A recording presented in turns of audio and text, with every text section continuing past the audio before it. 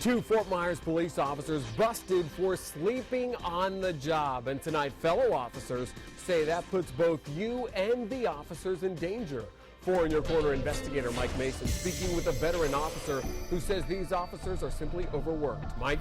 That's right. We found the officers who fell asleep were also working a lot of overtime, and that heavy workload may have caught up with them. On the night of January 28th, two Fort Myers police officers were caught sleeping while on duty. One was Officer Brian Fuller, seen here in a previous report.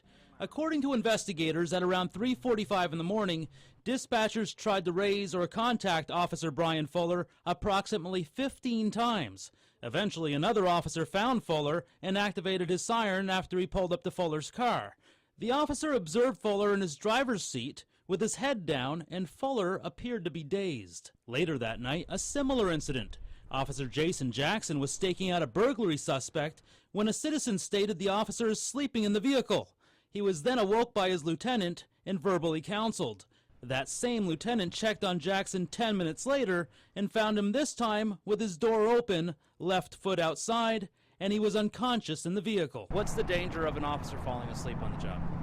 I'd say given the circumstances, if you are in the wrong place, obviously there's the potential for someone taking your firearm from you. We spoke with a veteran police officer who asked us to conceal his identity for fear of retaliation.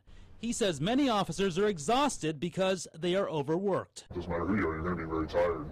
Obviously, that's why it looks like you had some officers falling asleep on duty. Fox 4 found both officers who fell asleep had been working long hours. Timesheets showed during the 2-week pay period Officer Jackson fell asleep, he worked 55 hours of overtime.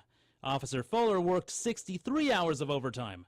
The officer we spoke with says there are too many cops working behind the desk or on special assignments. I think part of the problem you have is you can look at the schedules and see that there might be 17, 18 officers assigned to be on patrol at one time.